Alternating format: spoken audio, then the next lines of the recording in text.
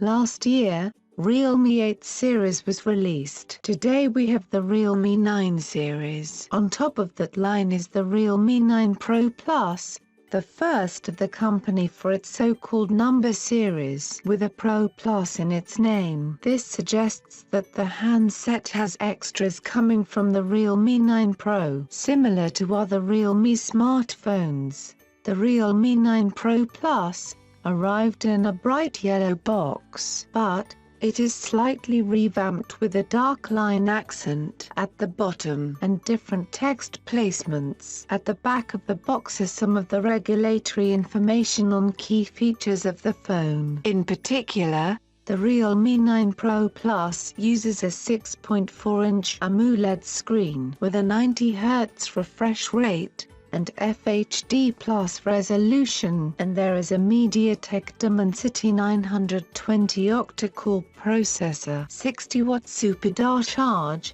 and a flagship-level Sony IMX766 main sensor with OIS. Anyway, let's check what you will find inside. Will it be a better successor? Or do we still get the same result, just like last year? The box is in its traditional color with a textured finish.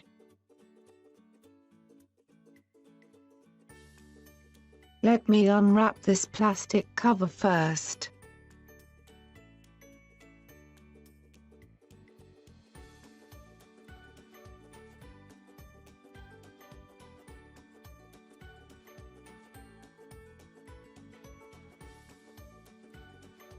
Upon lifting the cover, we are greeted by the compartment box.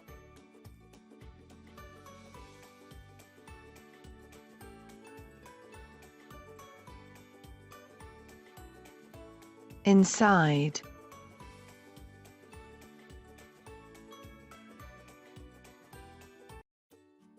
the translucent jelly case, SIM ejector pin,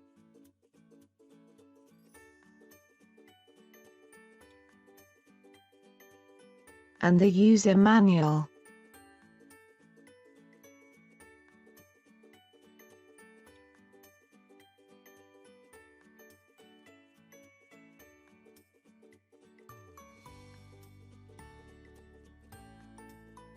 Under it are the device itself.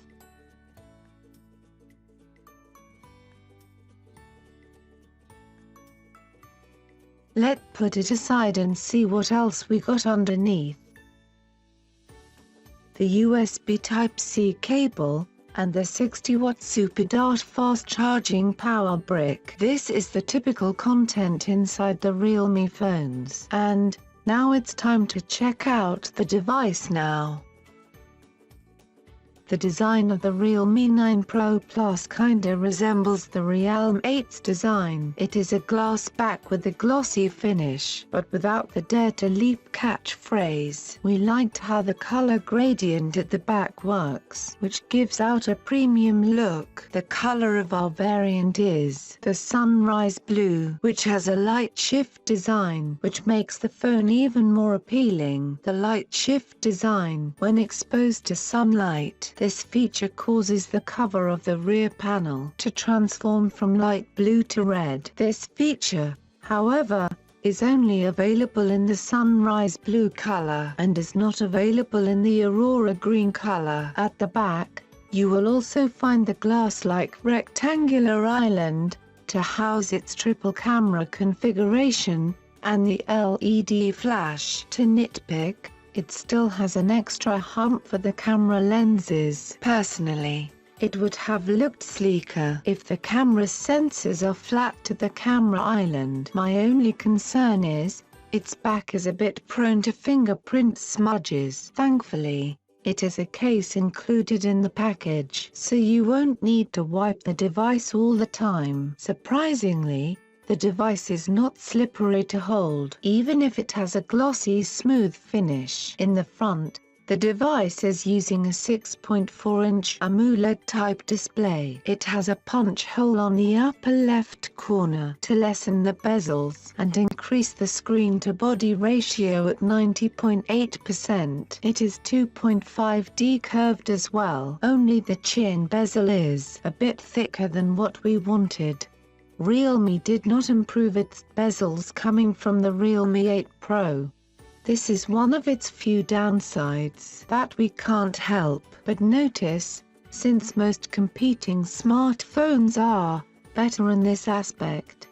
The top of the display showed the ear speaker that doubles as the secondary loudspeaker. Also, this device also has a fingerprint scanner on the bottom portion of the display. On the top, you will see it has the first microphone hole. Underneath, you will find a 3.5mm headphone jack slot, another microphone hole, USB-C reversible port, and the down-firing speaker. Together with the loudspeaker on top of the display, it'll provide a stereo sound experience.